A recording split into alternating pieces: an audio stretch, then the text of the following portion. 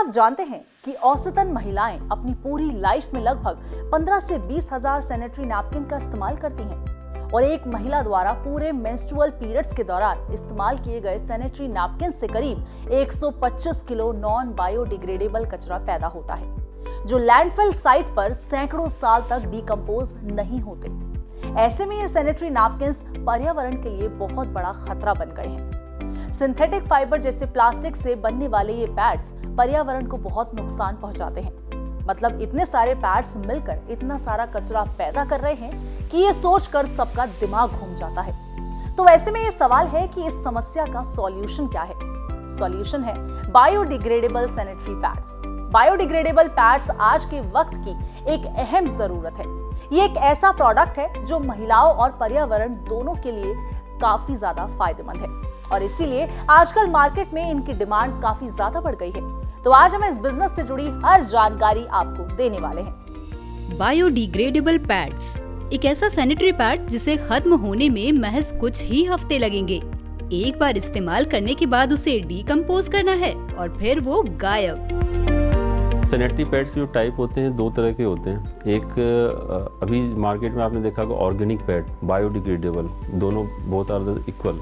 Organic pad भी हम उसी को बोलते हैं, बायोडिग्रेडेबल पैड होता है। बायोडिग्रेडेबल पैड्स में क्या होता है कि जो पैड हम यूज करते हैं उसको जब हम डिस्पोज करते हैं तो वो 180 डेज में ऑटोमेटिक डिग्रेड हो जाता है। यदि उसको मिट्टी में आप फेंक दें, कहीं इसको स्टिल वाटर में रख दें तो वो 180 डेज में ऑटोमेटिक वो डिग्रेड हो जाता है। लोगों में अवेयरनेस की कमी थी, जो कि भारत सरकार द्वारा अवेयरनेस किया जा रहा है और लोगों के तक पहुंचाया जा रहा है। जैसे जैसे अवेयरनेस बढ़ रहे हैं, लोग इनको समझ पा रहे हैं कि इसको यूज करने पे हमें क्या फ़ायदा है, तो उस हिसाब से इसकी डिमांड बढ़ती जा रही है मार्केट में। तो कुल मिलाकर ये बिजनेस तो सुपर डुपर हिट बिजनेस है, क्योंकि इससे महिलाओं के साथ साथ एनवायरनमेंट भी सुरक्षित रहता है और साथ ही साथ आपको प्रॉफिट भी अच्छा मिलता है।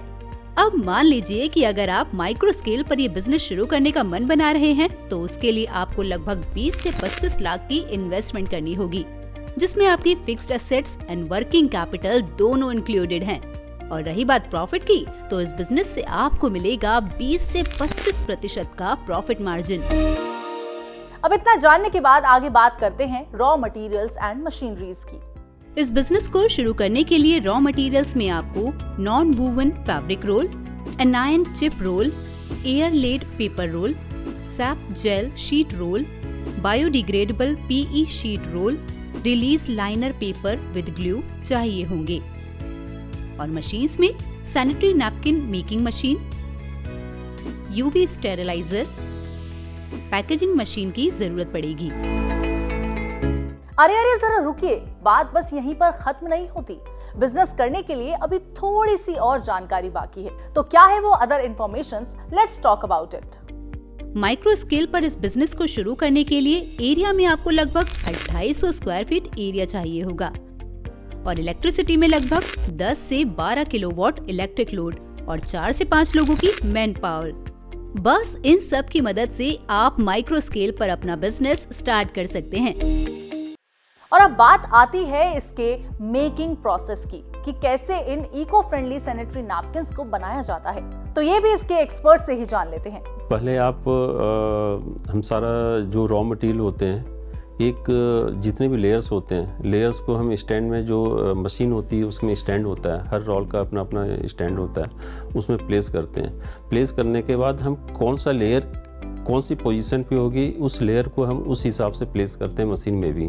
ऐसा नहीं कि हमने टॉप सीट जो होता है उसको बैक सीट में डाल दिया, मिडिल को ऊपर डाल दिया, तो हम उस हिसाब से प्लेस करते हैं।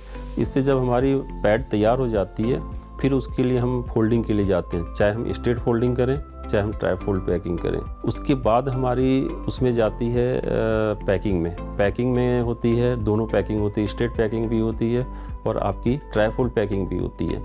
तो इसके बाद जो थर्ड है वो हम पैकिंग में जाते हैं। तो ये मेकिंग टू पैकिंग का पूरा प्रोसेस है।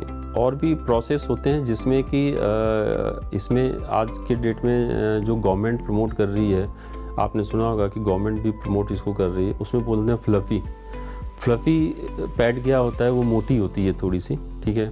उसमें वुड पल्प आता है। वुड पल्प जो होता है, हम लोग वुड पल्प इंडिया में नहीं मिलता है, वो हम बाहर के कंट्री से like US and Canada, Singapore से हम उसको इंपोर्ट करते हैं। वुड पल्प जो होता है वो 600 mm की वो पूरी सीट होती है, जो कि एक क्रशर बड़ी मशीन में, ये जो पैड मैं बता रहा हूँ आपको, ये सिर्फ प्रोडक्शन लाइन मशीन जो होती है उसमें ही बन सकती है, छोटी मशीन में नहीं बनती है। तो उसमें क्रशर में क्या तो क्रश करके उसको केक फॉर्म में बनाया जाता है। केक फॉर्म में बनने के बाद उसमें सैप, मैंने जैसे पहले भी बताया सैप सीड, यहाँ पे सैप पाउडर यूज होता है। सैप पाउडर उसके ऊपर स्प्रे होता है और उसके बाद वो केक आगे जा कर के वो लेयर में हर साइज़ का अलग अलग 240, 280, 280 mm में वो आगे जा कर के नॉन ओवन के साथ उसको रैपिंग हो करके वो आगे पैकिंग में चला जाता है। तो ये एक अलग तरीके का है, ये थोड़ी सस्ती होती है, लेकिन इसकी ट्राइफोल्ड और अल्ट्रा थिन की कंपेयर में इसकी एब्जॉर्प्शन कैपेसिटी कम होती है। तो ये गवर्नमेंट के इसलिए इसको यूज करा रही है कि क्योंकि लोगों को एक बार हैबिचुअल होने ज़रूरी है, तो गवर्नमेंट इसको प्रमोट कर रही है इस वाले पैड को। Now let's move to the licenses and registrations. तो licenses में आपको GST और BIS required होंगे। Well guys, that's all for the day. तो इस बिजनेस आइडिया को इम्प्लीमेंट करके आप भी अपना बैंक अकाउंट अच्छे खासे प्रॉफिट से भर सकते हैं। ऐसे ही और interesting business ideas and industrial documentaries हम आपके लिए लाते रहेंगे।